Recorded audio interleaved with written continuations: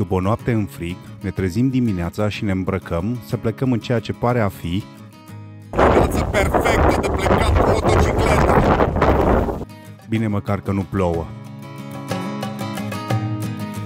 Cred că am cobit. Ca să nu ne necăjim foarte tare, dăm de unii cel puțin la fel de obidiți ca noi. Pare un grup de entuziaști Vespa. Ieșim de sub influența babei, care ne-a dat cafea la micul dejun, pe care am băut-o cu teamă, să nu ne ajungă și nouă poza pe raft. Cei care nu înțeleg despre ce e vorba, să vadă episodul trecut.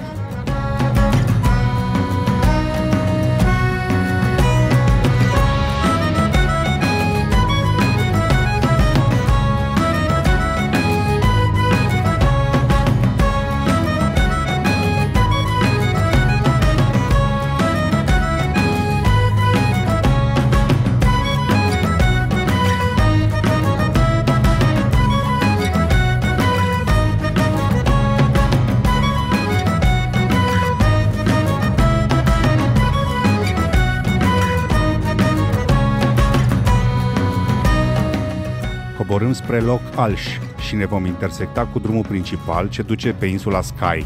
Dar acolo o să facem un detur și vom merge spre castelul Eilean Donan.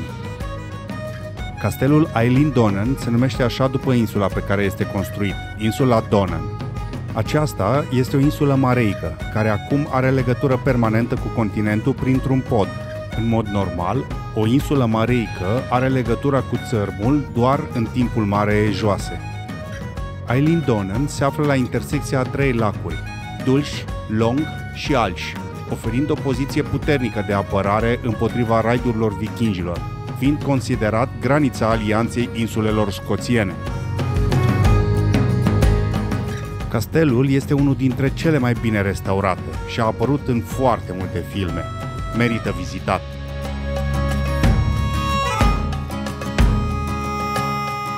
După ce am vizitat castelul, pornim să trecem podul spre insula Skye. Numai lucruri spectaculoase am auzit despre peisajele de pe insula asta. Dar, dacă am avut cazarea de la baba cotată cu 8 pe Booking, asta de azi era cotată cu 7. Așa că am hotărât să ne cazăm și pe urmă să mergem mai departe pe insulă.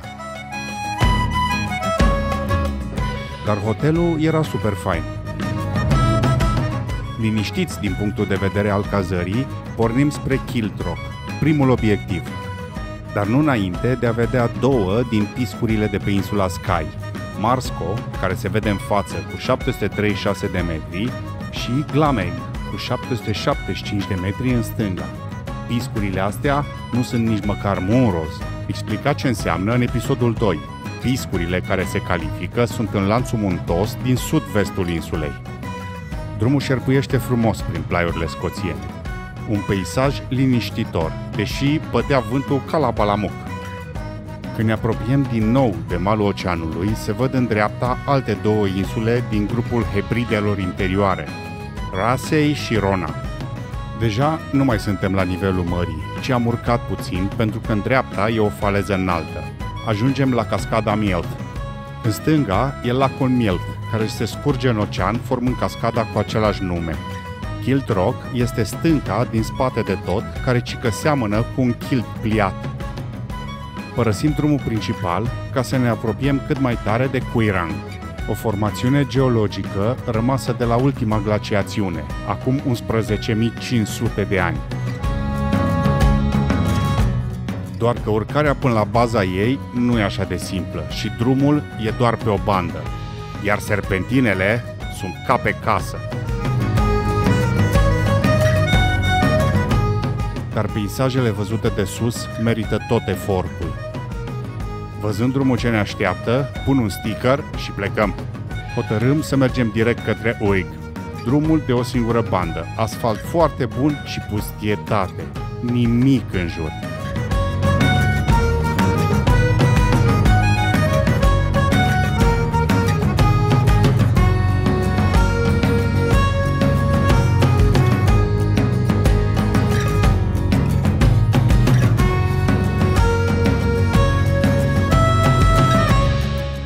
Coborâm în Uig și o să o luăm pe coasta la vale spre tărâmul Zânelor. Asta e o zonă mică, cu formațiuni geologice în miniatură, dealuri, mulți, dar nu se vede bine de jos. Așa că ridicăm drona.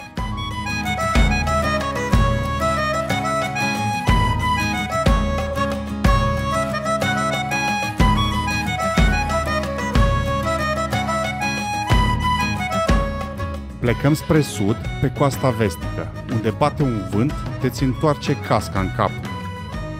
Profit de faptul că ne oprește un fermier ca să-și bage vacile în teren și scot cozorocul de la cască. Altă treabă! Coborând spre sud, ne apar în zare și munții cu cele mai înalte vârfuri din insula Skye. Trecem pe lângă ei și ne vom îndrepta din nou către malul estic. Singurul regret este că nu am vizitat distileria Talisker, dar când am trecut pe acolo, era deja târziu.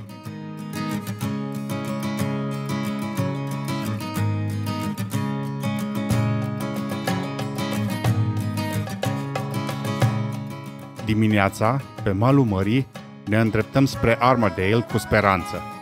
Plecarea de pe insula Skye era gândită să o facem cu bacul, din Armadale în Mallaig, însă fără să fi luat bilet înainte. Dar, așa cum ne explică bunul domn de față, nu mai e loc de nicio motocicletă pe acest bac și următorul e la 12.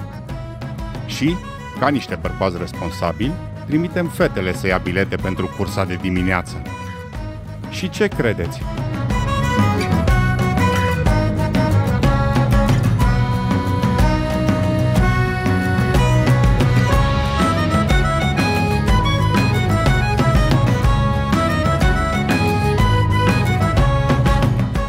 Reveniți pe insula mamă, o luăm la roată spre primul obiectiv de astăzi, viaductul de la Glenfinnan.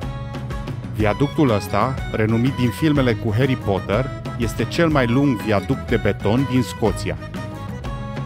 Nu puteam să plecăm din Scoția fără să vedem niște menhire și cum majoritatea construcțiilor neolitice sunt pe insule, am găsit în Kilmartin un mic complex, așa că am pornit într-acolo.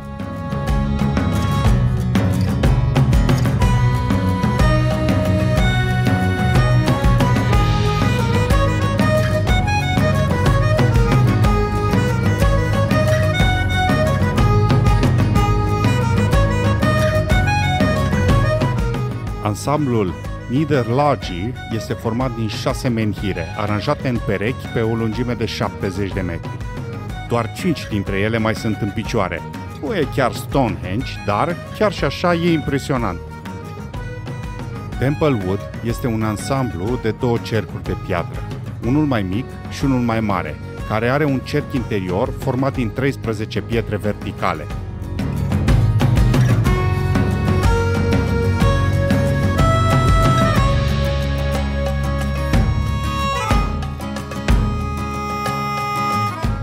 Am marcat și punctul ăsta și acum ne îndreptăm spre Glasgow, că e târziu și vrem să vedem și ceva pe acolo.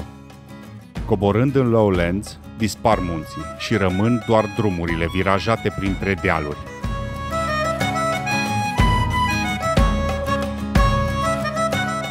Și să se vadă bine că și ei taie la ras. Se numește recoltare de lemn. Ajungem în Glasgow pe la apus. Cu hotelul marcat prost pe hartă, ne învârtim aiurea vreo jumătate de oră prin oraș.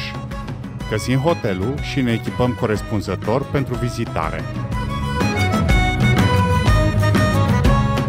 Stând chiar lângă Kelvingrove Park, am dat o tură pe acolo și am dat de casele bogaților. Universitatea veche și muzeul de artă cu stilul lor gotic sunt locuri de văzut. Și, bineînțeles că am încheiat penultima seară scoțiană într-un pub, The Grove. Ultima zi de călătorie a fost extrem de lejeră, dar cu multe locuri vizitate. Nu puteam rata ecluza rotativă de la Falkirk. Nu ne-am dat în ea, dar am filmat o tură completă. Vizitând castelul Stirling, reședința iacobiților, am aflat că până în 1970 a fost cazarmă militară și ca să nu urcăm 246 de trepte ca să vedem sabia lui William Wallace, am căutat una fake, pe care am încercat să o scoatem din piatră ca regele Arthur. Am amestecat poveștile. Ajunși la ultima cazare, am parcat definitiv motocicletele și am plecat să dăm o tură și prin Edinburgh. Castelul, Universitatea, Academia Regală, Monumentul Scott, barul bibliotecii, asta e tare, cabinele telefonice, distileria Holyrood și, la final, un cimpoier scoțian autentic.